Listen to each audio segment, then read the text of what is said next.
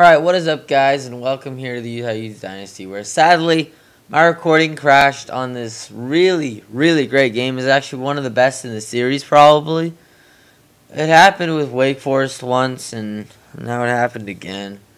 So, basically what happened is UCLA came out strong. They came out really strong. Asante Wohlert, their quarterback, and Paul Perkins, their Heisman candidate, were two of the best players on the field, that's for sure.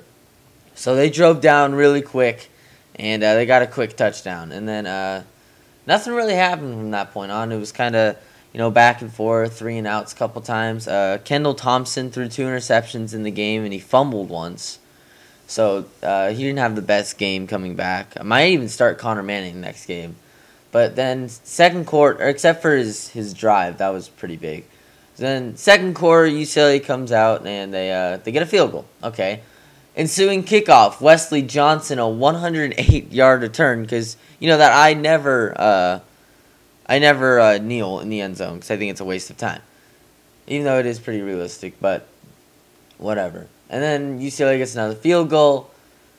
So at this point, it is 13-7. So and then we get a touchdown, Dravion Young, 13-yard rushing touchdown into the end zone. That was actually a pretty good drive. To what I remember.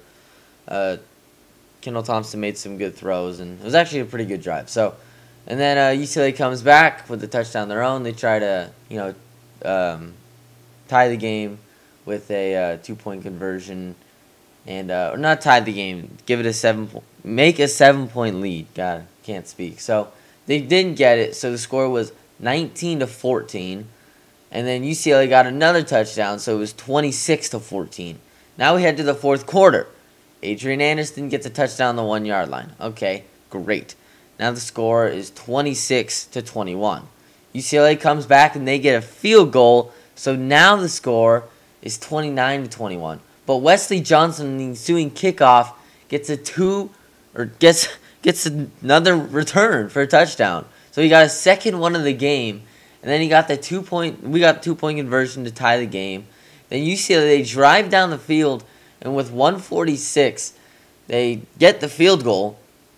And then I only used one timeout. I had to use one timeout because on this drive, next drive I had to use one timeout. On this drive, where Jamie Sutcliffe hit a 54-yard field goal with 35 seconds left.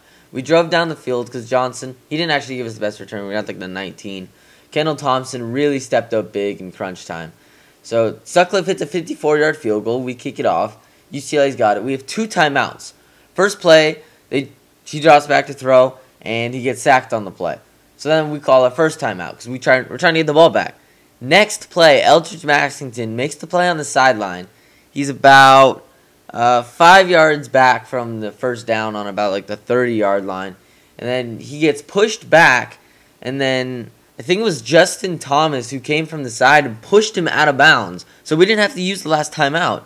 And then next play, UCLA goes deep, and it's incomplete. So we have one timeout, and they're punting the ball with 12 seconds left. And then with 12 seconds left, Kendall Thompson throws a deep ball over the middle. We had it at about our 48 due to the return from Wesley Johnson again. We had about the 48 on the punt. He throws one, and it was a great throw over the middle. It was a good 20 yards or so around that area. I don't know. And then Sutcliffe hit a 48-yard field goal with the icing the kicker feature, and we won that game-winning field goal. So it was a very intense game. We scored 21 points in the fourth quarter to come back. So it was definitely one of the best in the series. Sorry, my stinking software just is horrible. Actually, it's not. It's actually really reliable, except it just seems to get angry whenever it's the best game in the series. And it really bugs me when that happens because this was an insane game to watch, and it was all UCLA's mistakes in the end that cost them because they were the ones that led up 2 kick return touchdowns to Wesley Johnson, who, granted, he's a great kickoff returner, but, And then Eldridge Maxington going out of bounds was huge because we didn't have to use that final timeout so that we could actually drop a play and not have to worry about, getting sacked or tackled because we had the timeout in the back of our hand. After we got our first field goal and after we made the punt on the next possession. So, I don't know. It was a great game. And then, of course, the other one that messed up was the Wake Forest game where we won Auburn, Alabama-esque on a kick return, but the game ended with 3 seconds, or he returned with 3 seconds left. And, it was just one of those amazing games. So, I'm sorry, guys, about the minor mishap of this game. But I will definitely have the next one, and I will triple check to make sure that it didn't crash. So we'll see what happens, and I'll see you guys in the next video. Have a great day, and of course, goodbye.